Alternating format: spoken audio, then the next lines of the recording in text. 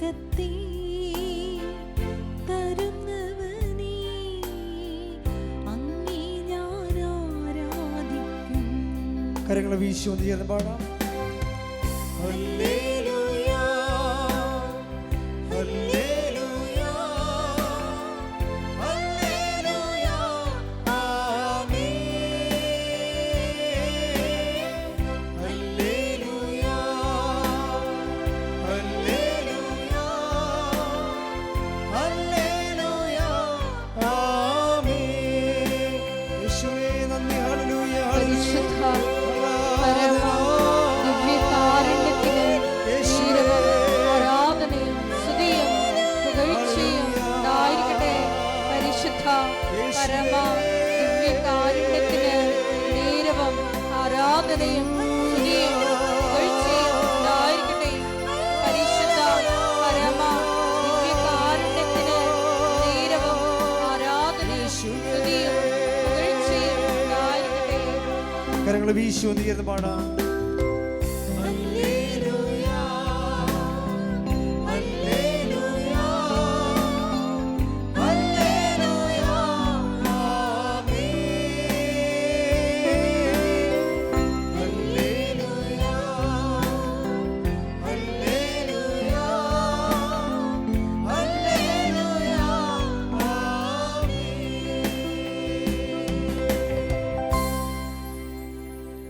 പരിശുദ്ധ പരമദിവ്യകാരുണ്യത്തിന് ആരാധനയും സ്തുതിയും പുകഴ്ചയും ഉണ്ടായിരിക്കട്ടെ. പരിശുദ്ധ പരമദിവ്യകാരുണ്യത്തിന് ആരാധനയും സ്തുതിയും പുകഴ്ചയും ഉണ്ടായിരിക്കട്ടെ. പ്രിയമുള്ളവരെ, നമ്മൾ ക്രിസ്തീയ വേദപുസ്തക സാരസംഗ്രഹങ്ങൾ നമ്മൾ കൂടെ അതിൽ സാക്ഷരത നേടിക്കഴിയുമ്പോൾ അതിൻ്റെ ആധ്യാത്മികമായ സാങ്കേതിക വിദ്യകളുണ്ട്. അതുകൂടി സ്വായത്തമാക്കാൻ വേണ്ടിയുള്ള ബോധപൂർവമായ ശ്രമം നടത്തണം. എന്നാൽ മാത്രമേ നമ്മൾ ദൈവവുമായിട്ടുള്ള സമ്പർക്കത്തിൽ വളരത്തുള്ളൂ. ദൈവസമ്പർക്കം വളരെ ക്രിസ്തീയതയിൽ ദൈവസമ്പർക്കം വളരെ എളുപ്പമാണ്. എന്നുവെച്ചാൽ ഇപ്പം നിനക്കൊരു കൺഫ്യൂഷൻ ഉണ്ടായി, ദൈവം നിന്നെ സഹായിക്കും. ക്രിസ്തീയതയിൽ ദൈവത്തിൻ്റെ പേര് സഹായകനെന്നാണ് ശരിക്കും. പരിശുദ്ധാത്മാവിനെക്കുറിച്ച് പറയുമ്പോൾ അവൻ എന്നേക്കും നിങ്ങളുടെ കൂടെ ഉണ്ടായിരിക്കും. എൻ്റെ പിതാവ് അയക്കുന്ന സഹായകൻ എന്നേക്കും നിങ്ങളുടെ കൂടെ ഉണ്ടായിരിക്കും. അപ്പോൾ ദൈവത്തിന് സഹായത്തിൻ്റെ ഒരു കൗണ്ടറുണ്ട്, ഒരു ഔട്ട്ലെറ്റ്. അപ്പോൾ ദൈവത്തിൻ്റെ മനസ്സ് നിങ്ങൾക്ക് മനസ്സിലായില്ലേ? നമ്മളെ ഏത് വിധേനയും നമ്മൾ അകപ്പെട്ടു പോയാൽ നമ്മളെ സഹായിക്കണമെന്നുള്ളൊരു മനസ്സിൽ നിന്നാണ് ഈ സഹായകൻ എന്നുള്ള കോൺസെപ്റ്റൊക്കെ പരിശുദ്ധാത്മാവ് നമുക്ക് ഈശോ വെളിപ്പെടുത്തി തന്നിരിക്കുന്നത്. Take the word of God, സഹായകൻ. ശ്രുതിക്കട്ടെ, ഹല്ലേലൂയ. യോഹന്നാൻ 14:26. യോഹന്നാൻ 14:26. എന്നാൽ എന്റെ നാമത്തിൽ പിതാവ് അയക്കുന്ന സഹായകനായ പരിശുദ്ധാത്മാവ് എല്ലാ കാര്യങ്ങളും നിങ്ങളെ പഠിപ്പിക്കുകയും ഞാൻ നിങ്ങളോട് പറഞ്ഞിട്ടുള്ളതെല്ലാം നിങ്ങളെ അനുസ്മരിപ്പിക്കുകയും ചെയ്യും. നിങ്ങളെ ക്രിസ്ത്യാനിറ്റിയുമായിട്ട് പരിചയപ്പെടുമ്പോൾ സ്വാഭാവികമായും ആദ്യം വരണത് ഈ സഹായകൻ്റെ കൗണ്ടറിലാണ് വരണത്. കർത്താവിൻ്റെ ദൈവത്തിൻ്റെ മൗലികമായ അടിസ്ഥാന പ്രവർത്തനങ്ങൾ ഒന്നാണ് സഹായം. അമ്മയിലൂടെ പോലും നമുക്ക് കിട്ടുന്ന സഹായങ്ങളെ ദൈവത്തിൻ്റെ പൊതുനിലപാടിൻ്റെ ഭാഗമായിട്ടാണ്. നമ്മളൊരു പ്രത്യേക പ്രയാസത്തിൽ വീണ് കഴിഞ്ഞാൽ ദൈവം നമ്മളെ സഹായിക്കും. അത് ഇസ്രയേലിൻ്റെ ഒരു അനുഭവമാണ്. ഇസ്രയേലിന് യഹൂദന്മാർക്ക്, അവരാണല്ലോ ഈ വെളിപാടിൻ്റെ ആദ്യത്തെ ആൾക്കാർ. അതുകൊണ്ട് തന്നെ അവരും ദൈവത്തെ മനസ്സിലാക്കിയിരിക്കണത് തക്ക സമയത്ത് സഹായിക്കുന്നയാളെന്നാണ്. അതുകൊണ്ട് അവിടെ ഈ കാർഷിക വിളകളെല്ലാം നശിച്ച് നാട് നാറാണക്കല്ല് പറിക്കണ ഒരു സമയത്ത് അമ്മമാർ കുഞ്ഞുങ്ങളെ തന്നെത്താൻ പുഴുങ്ങി തിന്നുമായിരുന്നു. ഒന്ന് ചിന്തിച്ച് നോക്കിയേ, ഒരു കാലം അങ്ങനെ ഉണ്ടായിരുന്നു. സ്വന്തം കുഞ്ഞുങ്ങളെ തന്നെ അങ്ങോട്ടും ഇങ്ങോട്ടും കൊന്ന് പുഴുങ്ങി തിന്നണ കാലം. അപ്പം ആ കാലത്ത് ഒരു മനുഷ്യൻ ഇസ്രയേലിലെ രാജാവിനെ കാണും. രാജാവിനെ കാണുമ്പോൾ രാജാവാണല്ല സഹായിക്കേണ്ടത്. അപ്പം ഈ മനുഷ്യൻ പറയും, രാജാവേ സഹായിക്കണമെന്ന് പറയും. അപ്പോൾ രാജാവ് എന്താ പറയണത്? നമ്മുടെ ഉടമ്പടി പുസ്തകത്തിലുണ്ടത്. കർത്താവ് സഹായിച്ചില്ലെങ്കിൽ എനിക്കെങ്ങനെ സഹായിക്കാൻ കഴിയും? Take the word of God. ശ്രുതിയുടെ ഹല്ലേലൂയ. 2 രാജാക്കന്മാർ 6:27.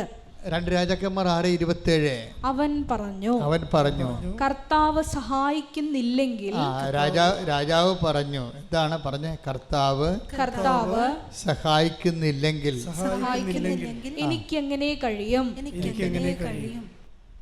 അപ്പോഴേ രാജാവ് നിസ്സഹായനായി നിൽക്കുന്ന സമയമാണ്. അത് ഞാനും കണ്ടിട്ടുണ്ട്. നമ്മളെത്ര ഇന്ന് കാണുന്ന പല ആൾക്കാരും നമ്മൾ സമാധാന കാലത്ത് മാത്രമാണ് അവർക്ക് അവിടെ അധികാരം പ്രയോഗത്തിൽ വരത്തുള്ളൂ. പക്ഷെ നമുക്ക് സമാധാന കാലത്ത് വലിയ അധികാര സഹായങ്ങൾ ആവശ്യമില്ലതാനും. അതാണ് രസം. സുനാമി വന്ന ദിവസം ഞാൻ രണ്ടാമത്തെ സുനാമി അടിക്കുമ്പോൾ 2000 ഇപ്പോൾ 20 കൊല്ലം കഴിഞ്ഞ് ഇപ്പോൾ രണ്ടാമത്തെ സുനാമി അടിക്കണ സമയത്ത് ഞാൻ അഴീക്കൽ നിൽക്കുമ്പോഴുണ്ട് അവിടെ ഗൗരിയമ്മ എന്ന മന്ത്രിയാണ്, നാട്ടിലുണ്ട്. കുറേ പോലീസുകാരുമായിട്ട് വന്ന് അഴീക്കൽ ഇറങ്ങുന്ന സമയത്ത് തന്നെ റേഡിയോ ടി വിയിലൊക്കെ എല്ലാം വേളാങ്കണ്ണി പള്ളി വരെ കടൽ കയറണതും പിന്നെ എല്ലായിടത്തും ആൾക്കാരും മരിക്കുന്ന വാർത്തകൾ വന്നുകൊണ്ടിരിക്കുകയാണ്. അപ്പോൾ ആൾക്കാർ കടപ്പുറത്തുനിന്ന് കുടിയൊഴിഞ്ഞ് കിട്ടിയത് ആടെങ്കിൽ ആട്, പശുവെങ്കിൽ പശു, കിട്ടിയതൊക്കെ എല്ലാം എടുത്ത് ഓട്ടോറിക്ഷ ആയാലും പെട്രോറിക്ഷ ആയാലും സൈക്കിളിൻ്റെ പുറകിലൊക്കെ ജനം ഇങ്ങനെ പാലായനം ചെയ്യണ കാഴ്ചയാണ്. ഞാൻ എൻ്റെ കണ്ണുകൊണ്ട് ആദ്യം കണ്ടതാണ് ഇങ്ങനെ ജനം ഇങ്ങനെയാണ് കൂട്ടത്തോടെ കുടിയൊഴിഞ്ഞു പോണത് എങ്ങനെയാണെന്ന്. ആ സമയത്താണ് ഗൗരിയമ്മയും കുറേ പോലീസുകാരും കൂടി വന്നത് മാത്രമേ നമുക്ക് ഓർമ്മയുള്ളൂ. മൂന്നാമത്തെ തിര ഇങ്ങനെ തിരിഞ്ഞു വന്നപ്പോൾ ആൾക്കാർ അലറി കടപ്പുറത്ത് കിടന്നുണ്ട്. അപ്പം തന്നെ ഗൗരിയമ്മ ഒരു കണക്കിന് ഒരു കാല് അകത്ത് വെച്ച് ഒരു കാലം പുറത്ത് വെച്ച് ഒരു കണക്കിന് കാറും കൊണ്ട് അവിടുന്ന് പോലീസുകാരെല്ലാം കൂടി ഓടിക്കളഞ്ഞു അവിടുന്ന്. അപ്പോൾ എനിക്ക് മനസ്സിലായി, മന്ത്രിയാണെങ്കിലും ഒന്നും ചെയ്യാനില്ല, അവിടെ നിസ്സഹായനാണ്. ആരായാലും നിസ്സഹായനാണ്. അപ്പോൾ എനിക്കൊരു പേടി വന്നത് ജനമിങ്ങനെ കൂട്ടത്തോടെ പാലായനം ചെയ്യണം കണ്ടപ്പോഴേക്ക് ഭയങ്കര പ്രയാസമായി. കാര്യം ഇനി ജനം തിരിച്ചു വരത്തില്ലേ? ഇനി എന്താണ്? കടൽ കയറി വരികയാണ്. മൂന്നാമത്തെ കയറ്റം കയറി കഴിഞ്ഞാൽ നാട് മുങ്ങിപ്പോവുക. അപ്പോഴും ഞാൻ നോക്കിയപ്പോൾ എൻ്റെ മുമ്പിലുണ്ടായത് ഈ മദർ തെരേസയുടെ കുറേ കന്യാസിമാരാണ്. അവർ 3-4 പേര് മനക്കോടത്തുനിന്ന് വന്ന് അഴീക്കാൻ നിൽക്കുകയാണ് ഈ ദുരന്തം കണ്ട്. അപ്പം ഞാൻ ഉടനെ അവരെയും വിളിച്ചുകൊണ്ട് കടലിലോട്ട് ചെന്ന്. അപ്പോൾ എൻ്റെ മനസ്സിലുണ്ടെന്ന് എന്താ വെച്ചാൽ വേറെ അവിടെ കാഴ്ചക്കാരിക്കാവുന്നല്ലാതെ ദൈവത്തിൻ്റെ ആൾക്കാർക്കല്ലാതെ അവിടെ ഒന്നും ചെയ്യാനില്ല. അത് നമ്മൾ കണ്ടതാണ്, നേരെ കണ്ട സംഭവമാണ്.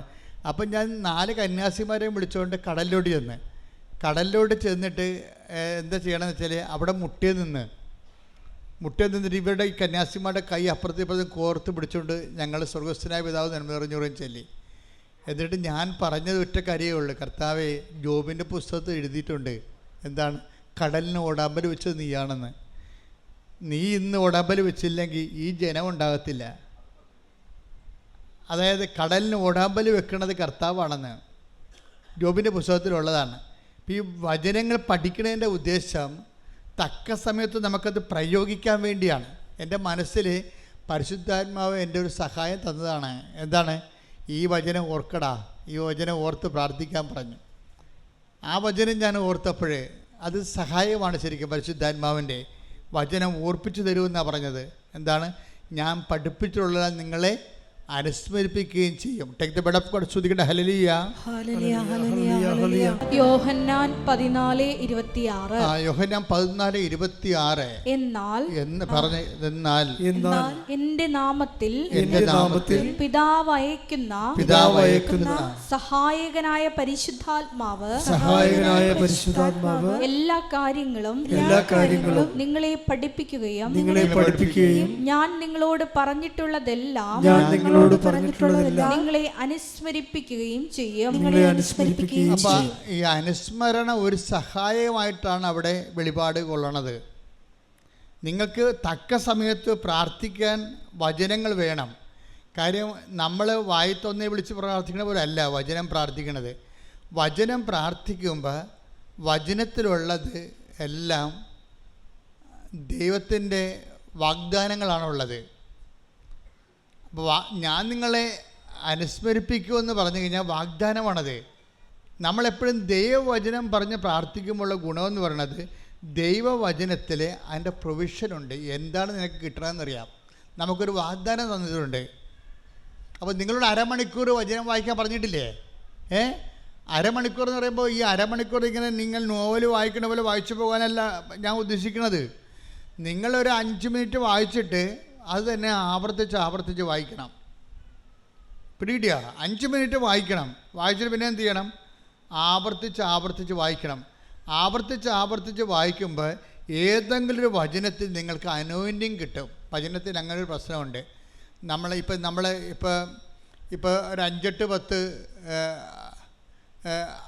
അമ്മമാർ നിൽക്കുകയാണെന്ന് വിചാരിച്ചോ.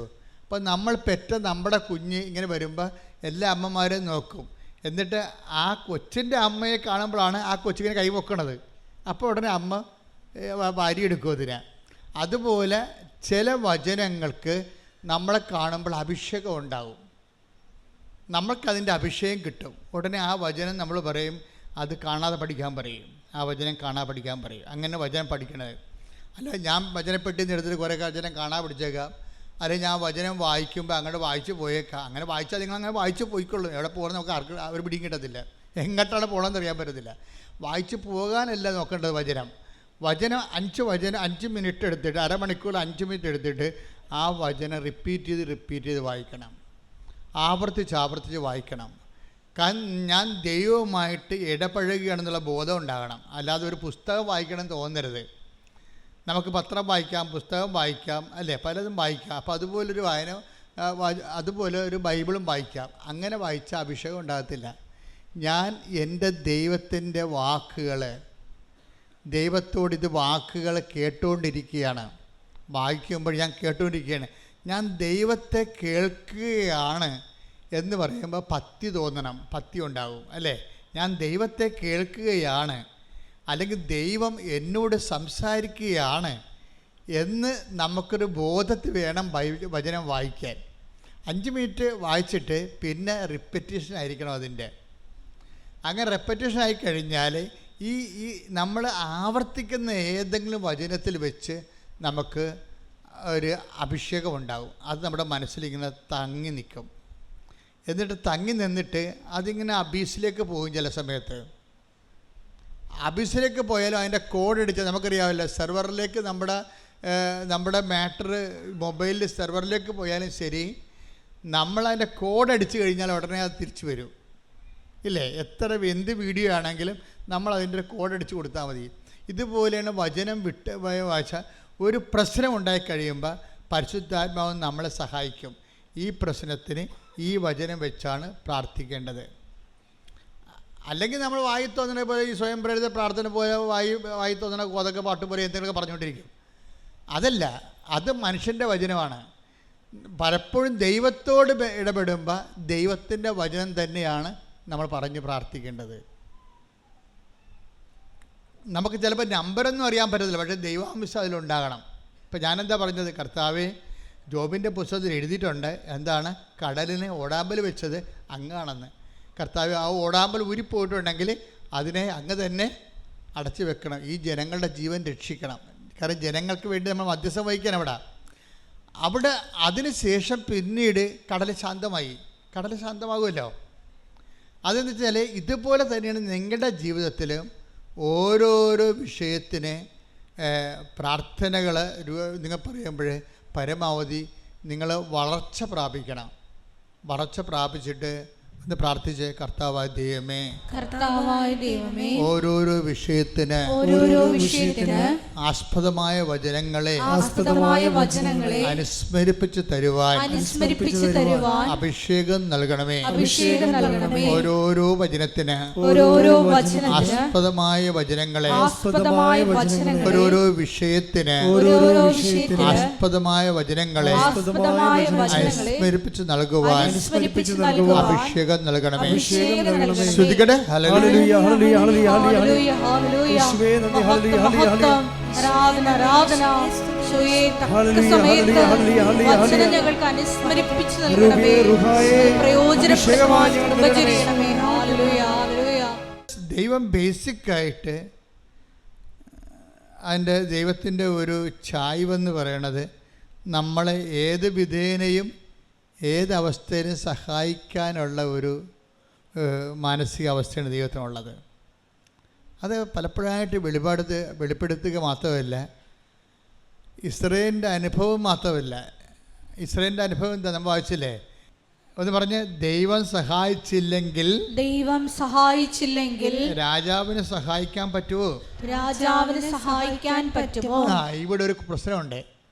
നിങ്ങൾക്ക് ലഭിച്ച പല സഹായങ്ങളും നിങ്ങൾ അങ്കിളിൻ്റെ മകൻ സഹായിച്ചു, അങ്കിള് സഹായിച്ചു, കൂട്ടുകാർ സഹായിച്ചു, നാട്ടുകാർ സഹായിച്ചു, പാർട്ടിക്കാർ സഹായിച്ചു എന്ന് പറഞ്ഞില്ലേ? ഇങ്ങനെ പറഞ്ഞാൽ ഉള്ള സഹായം കൂടി പോകും. എന്താ കാര്യം? ദൈവം സഹായിക്കുന്ന കൊണ്ടാണ് അവർക്ക് നമ്മളെ സഹായിക്കാൻ പറ്റണത്. അത് ഓർക്കണം. അല്ല, നിങ്ങൾ അവിടെ അടിമകളായിട്ട് ജീവിച്ചിട്ട് കാര്യമില്ല. ആധ്യാത്മികത എന്ന് പറയുന്നത് ഒരു നിലപാടാണ്, വിഷയത്തോടുള്ള ഒരു സുവിശേഷവിഹിതമായ സമീപനമാണ്. എന്താ പറയണത്? ആര് നമ്മളെ സഹായിച്ചാലും എങ്ങനെ സഹായിച്ചതായിരിക്കും. ദൈവം സഹായിച്ചില്ലെങ്കിൽ രാജാവിന് നമ്മളെ സഹായിക്കാൻ പറ്റുമോ എന്ന് പറഞ്ഞേ? ദൈവം സഹായിച്ചില്ലെങ്കിൽ രാജാവിന് നമ്മളെ സഹായിക്കാൻ പറ്റുമോ? അപ്പോൾ ഇന്ന് വരെ ആരെങ്കിലും സഹായിച്ചിട്ടുണ്ടെങ്കിൽ, കാര്യം സഹായം നമുക്കറിയാവില്ല, എത്രയോ പേരാണ് സഹായം കൊണ്ട് അധാർമികരായി പോയത്. ഇപ്പോൾ ഒരു ദിവസം ഒരു ചേച്ചി പറഞ്ഞു, എൻ്റെ അച്ഛാ, ഞാൻ നല്ല പ്രതിബദ്ധയായ ഭാര്യയായിരുന്നു, പക്ഷെ അത് കുമ്പസാരമൊന്നുമല്ല, ഞങ്ങൾ സംസാരിക്കുമ്പോൾ പറയണതാണ്. ഞാൻ ചേച്ചി പ്രാർത്ഥനാ ജീവിതം ശ്രദ്ധിക്കുക വെച്ചാൽ, പക്ഷേ പ്രാർത്ഥനാ ജീവിതമേ എനിക്കിപ്പോൾ ഒരു കോൺഫിഡൻസ് ഇല്ലെന്ന് പറയും. എനിക്കൊരു കോൺഫിഡൻസ് ഇല്ലെന്ന് പറയും. എന്താണ്? അവർക്ക് നല്ല പ്രാർത്ഥനാ ജീവിതം ഒരു കാലത്ത് ഉണ്ടായിരുന്നതാണ്. പ്രാർത്ഥനാ ജീവിതമല്ല, പ്രാർത്ഥന ഉണ്ടായിരുന്നതാണ്, പക്ഷേ കോൺഫിഡൻസ് പോയി. എന്താ കാര്യം? അവർക്ക് മലയാളത്തിൽ എഴുതാൻ അറിയാൻ പാടില്ല. ഇംഗ്ലീഷ് എഴുതാറില്ല, മലയാളത്തിൽ എഴുതാൻ അറിയാൻ പാടില്ല. അപ്പോൾ ഒരു അറബി നാട്ടിൽ ചെന്നപ്പോഴേ അവർക്ക് ഒരു കത്ത് വീട്ടിലോട്ട് മക്കൾക്ക് വിടണം, താൻ ജീവിച്ചിരിപ്പുണ്ടെന്ന്, അവിടെ ജോലി ചെയ്യുന്നുണ്ട്, തനിക്ക് സുഖമാണെന്ന്. അപ്പോൾ കത്ത് ആദ്യം വീട്ടിൽ നിന്ന് തന്നെ കത്ത് വായിക്കണം. അപ്പോൾ മൊബൈലിൻ്റെ കാലമല്ലത്, 90ൻ്റെ കാലഘട്ടമാണിത്. അപ്പോൾ വീട്ടിൽ നിന്ന് തന്നെ കത്ത് വായിക്കണം, നമ്മൾക്ക് കത്ത് വേറെ ആളിനോട് പറഞ്ഞു കൊടുത്ത് എഴുതിക്കണം. അങ്ങനെ ഒരു കാലം ഉണ്ടായിരുന്നേ, ഓർക്കണില്ലേ? 85കളൊക്കെ അത്തരം കാലമാണ്. പക്ഷേ എന്ത് പറ്റി? ഈ എഴുതാൻ വന്നവൻ പറഞ്ഞു അവനോട്ട് ശാരീരികമായ ബന്ധമില്ലെങ്കിൽ മറുപടി എഴുതത്തില്ലെന്ന് പറഞ്ഞു. അവസാനം എന്ത് ചെയ്ത്? അവിടെ സഹായിക്കാൻ അവൻ മാത്രമേ ഉണ്ടായിരുന്നുള്ളൂ അവിടെ. അതുകൊണ്ട് അവർ ശാരീരികമായ ബന്ധം ഉണ്ടായി. നോക്കിയേ, അതോടുകൂടി അവിടെ കൃപ പോയി. അപ്പം സഹായിച്ചതാണ്, അവനാണ് സഹായിച്ചത്. അല്ലെങ്കിൽ ഇവർക്ക് ദാർഢ്യത്തോടെ ഇവർക്ക് പറയാമായിരുന്നു, നീ പൊടാവിടുന്നു, നീ എന്നെ സഹായിക്കുന്നുണ്ടെങ്കിൽ എൻ്റെ കർത്താവ് എന്നെ സഹായിക്കുന്നത് നീ വഴിയാണ്, നിനക്ക് സഹായിച്ചില്ലെങ്കിൽ നാളെ വേറെ ഒരാൾ വരും എന്ന് പറയാനുള്ള ചങ്കൂറ്റത്തിൻ്റെ പേരാണ് ആധ്യാത്മികത. കൈയടിച്ച് ശ്രദ്ധിക്കട്ടെ. Hallelujah, hallelujah, hallelujah, hallelujah. യേശുവേ ഹല്ലേലൂയ, ഹല്ലേലൂയ. ആധ്യാത്മികത എന്ന് പറയുന്നത് ഒരു കുറച്ച് പ്രാർത്ഥനകളുടെ സംഹിതയല്ല, മറിച്ച് എന്താണ്? ഒരു ജീവിത വിഷയങ്ങളുള്ള ദൈവ കേന്ദ്രീകൃതമായ ഒരു നിലപാടാണ്. അതാണ് ഈ രാജാവ് പറയണത്. നീ എന്നോട് സഹായം ചോദിക്കുന്നു, പക്ഷേ ഞാൻ രാജാവാണ്, എനിക്ക് നിന്നെ സഹായിക്കാം. പക്ഷേ കർത്താവ് നിന്നെ സഹായിച്ചില്ലെങ്കിൽ എൻ്റെ സഹായം വ്യർത്ഥമാണ്. അത് ഇസ്രയേലിന് അറിയാം, യഹൂദ ജനതയ്ക്ക് മുഴുവൻ അറിയാം. വെളിപാട് ജനതയാണ് അവരെ. അവർക്ക് ദൈവത്തിൻ്റെ വഴികളെക്കുറിച്ച് അറിയാം. അതുകൊണ്ടാണ് അവരെന്താ പറയണത്? അവർ പറയുന്നത് നമ്മുടെ സഹായം കർത്താവിൻ്റെ നാമത്തിൽ, അല്ലേ? 121 സങ്കീർത്തനം വായിച്ചേ, 121:1 വായിച്ചേ. 121 സങ്കീർത്തനം 1-2 തിരുവചനങ്ങൾ. പർവ്വതങ്ങളിലേക്ക് ഞാൻ കണ്ണുകൾ ഈ സങ്കീർത്തനമാണ്. കൈ ഉയർത്തിക്കൊണ്ട് ഇങ്ങനെ പറഞ്ഞേ, പർവ്വതങ്ങളിലേക്ക് ഞാൻ കണ്ണുകൾ ഉയർത്തുന്നു, എനിക്ക് സഹായം എവിടെ നിന്ന് വരും? എനിക്ക് സഹായം കർത്താവിൽ നിന്ന് വരുന്നു. ആകാശവും ഭൂമിയും സൃഷ്ടിച്ച കർത്താവിൽ നിന്ന്. അപ്പം ഇത് ഇസ്രായേലിലെ അനുഭവങ്ങളിൽ നിന്ന് പഠിച്ചതാണ്. അപ്പം നിങ്ങളെടുക്കണം, ഇപ്പം നിങ്ങൾ ഉടമ്പടി കഴിയുമ്പോൾ ഒത്തിരിയേറെ ആൾക്കാർക്ക് അനുഭവങ്ങളും അതിശയങ്ങളും അനുഗ്രഹങ്ങളും സംഭവിക്കും. പക്ഷെ അതിനെല്ലാം ഓരോ വ്യക്തികളാണ് ദൈവം ഉപയോഗിക്കണത്. പക്ഷേ നിങ്ങളെ സഹായിക്കണത് ആ വ്യക്തികളല്ല. ആരാണ് സഹായിക്കണത്? കർത്താവാണ് സഹായിക്കണത്. നിങ്ങൾ അറിഞ്ഞിട്ട് കർത്താവിനേക്കാൾ വലിയ ഭക്തി ആ വ്യക്തികൾക്ക് കൊടുക്കും. അങ്ങനെയാണ് നിങ്ങൾ പണി മേടിക്കണത്. മനസ്സിലായില്ലേ?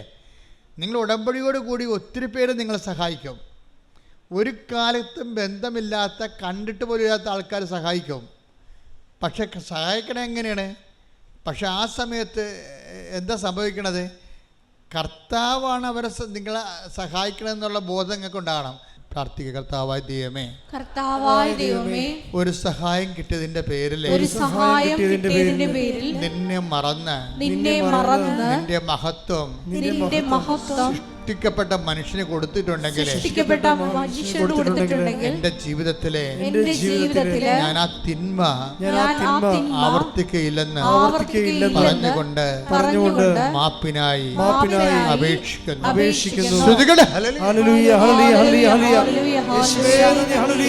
ആരാധന, മഹത്വം, മഹത്വം, ആരാധന.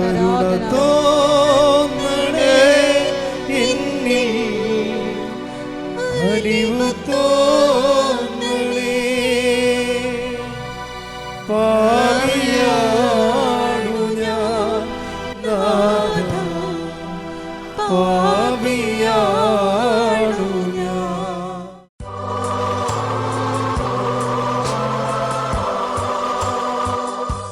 എൻ്റെ പ്രിയപ്പെട്ടവരെ, രോഗസൗഖ്യ പ്രാർത്ഥനയിലേക്കും ജീവിത ദുരിത തടസ്സ നിവാരണ പ്രാർത്ഥനയിലേക്ക് പ്രവേശിക്കുന്ന സമയമാണ്. ആദ്യമായി തന്നെ അഭിഷേകത്തോടെ അച്ഛൻ പറയുന്നത് ഏറ്റുചൊല്ലി പ്രാർത്ഥിക്കാം. കർത്താവായ ദൈവമേ, അന്ധന് കാഴ്ച നൽകിയവനെ, ചെകിടന് കേട് നൽകിയവനെ, ഊമന് സംഭാഷണം നൽകിയവനെ, മഹോരോഗ്യ സുഖപ്പെടുത്തിയവനെ, തളർവാരോഗ്യ സുഖപ്പെടുത്തിയവനെ, മരിച്ചവനെ ഉയർപ്പിച്ചവനെ, നിന്റെ തിരുനാമത്തിന് സ്വസ്ത്രം ചെയ്യുന്ന കർത്താവേ, നിന്റെ തിരുമുറിവാർന്ന വലത് കരം അങ്ങയുടെ മക്കളുടെ മേൽ വെക്കണമേ കർത്താവേ. അങ്ങയുടെ തിരുമുറിവാർന്ന വലത് കരം അങ്ങയുടെ മക്കളുടെ മേൽ വെക്കണമേ. സന്ധിബന്ധങ്ങളില് കർത്താവിന്റെ രക്തം നിറയട്ടെ.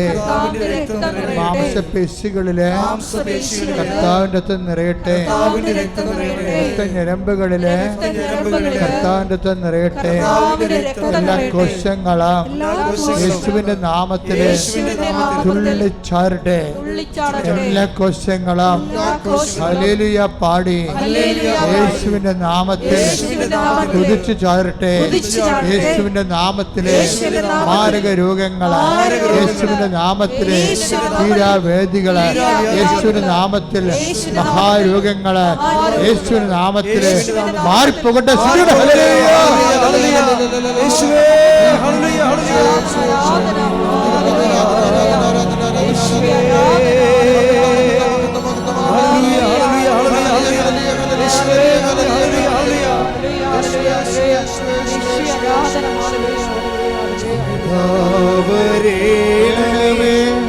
എന്നിൽ നിറയണമേ നാഥാവരേണമേ, സൗഖ്യം നൽകണമേ.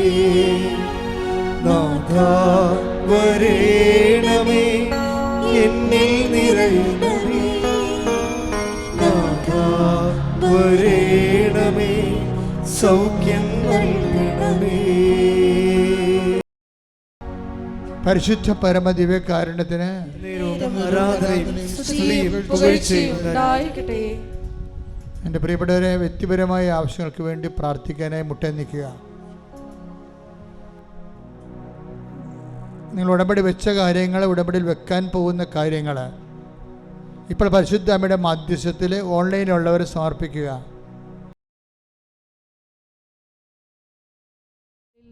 ഈശോയെ പശ്ചാത്തപിക്കാനുള്ള അവസരങ്ങൾ കിട്ടുമ്പോൾ തൽക്ഷണം നിന്നെ അനുധാവനം ചെയ്യുവാൻ, ഈശോയെ നിന്നെ സ്വന്തമാക്കുവാൻ ഈ ആരാധനയിലൂടെ ഞങ്ങളെ അഭിഷേകം ചെയ്യണമേ എന്ന് പ്രാർത്ഥിച്ചുകൊണ്ട് ശിരസ്സ് നമിച്ച് നമുക്ക് വികാരുടെ നാഥൻ്റെ ആശീർവാദം സ്വീകരിക്കാം.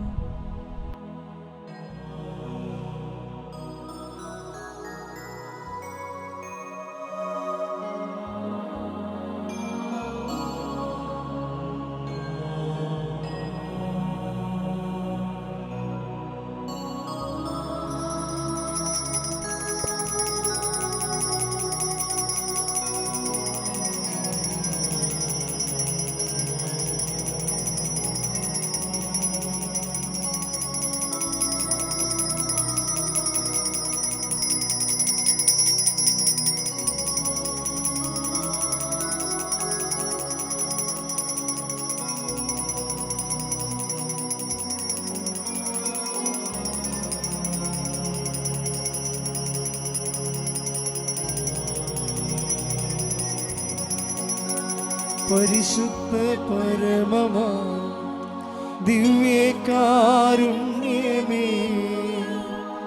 എന്നുമെന്നും അങ്ങേക്കാരാധന. പരിശുദ്ധ പരമമാ ദിവ്യകാരുണ്യമേ, എന്നുമെന്നും അങ്ങേക്കാരാധന. പരിശുദ്ധ പരമമാ ദിവ്യകാരുണ്യമേ, എന്നുമെന്നും അങ്ങേക്കാരാധന.